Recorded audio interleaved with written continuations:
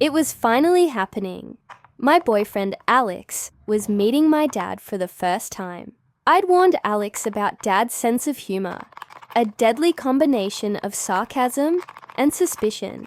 But Alex was determined to win him over. When Alex arrived, my dad looked him up and down, squinting as if trying to make sense of him. "So, you're the famous Alex," he said, crossing his arms. "Yes, sir," Alex replied, giving his best, polite smile. Dad raised an eyebrow and said, "Well, I'll say this. You're exactly as tall as I imagined." Alex chuckled awkwardly, not entirely sure how to respond. Thank you." Dad smirked. "Let's see if you're as charming as she says." Once we sat down for dinner, Dad asked, "So Alex, what do you do for a living? Or do you intend to do something someday?" Alex, still trying to keep his cool, said, "I'm actually in between jobs right now, but I'm chasing my passion." Dad nodded slowly, pretending to look impressed. "Ah, a passion chaser. I'm sure that pays. In dreams, right?" Alex stammered. "Well, yeah, it's about building something meaningful." Dad grinned, feigning surprise. "Meaningful? Well, as long as it keeps the lights on." For someone else. To break the tension, Mom brought out the food. Dad leaned in and said, "Hope you like my cooking, Alex. I'd call it gourmet. But let's not set expectations too high." Alex laughed nervously and took a bite. It's different. Really, bold flavors." Dad nodded. "Bold is one word. It's also overcooked. I like to see who's brave enough to tell the truth." By now, Alex looked like he was praying for dessert to arrive. But Dad wasn't finished. "So, Alex, what kind of car do you drive?" Alex perked up. "Oh, it's a classic. A bit old, but it's got character." Dad raised an eyebrow. "Character. In my day, that was code for barely running."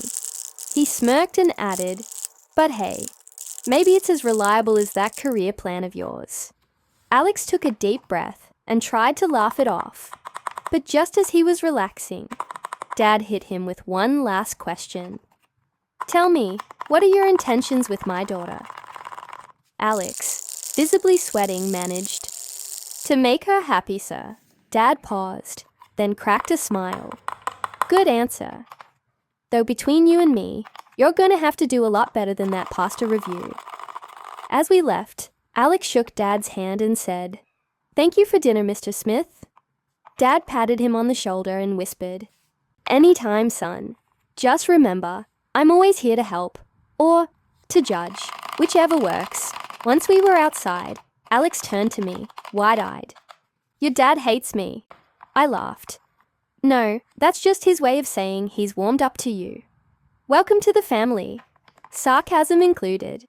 As we got to the car, Alex sighed with relief. "Well, at least we're finally out of there." But just as he said it, I looked up and saw my dad, leaning out the front door, waving us down. "Hey, don't go yet," Dad called out, strolling over with a look that said he wasn't quite done. Alex forced a smile. "Oh, what's up, Mr. Smith?" Dad grinned.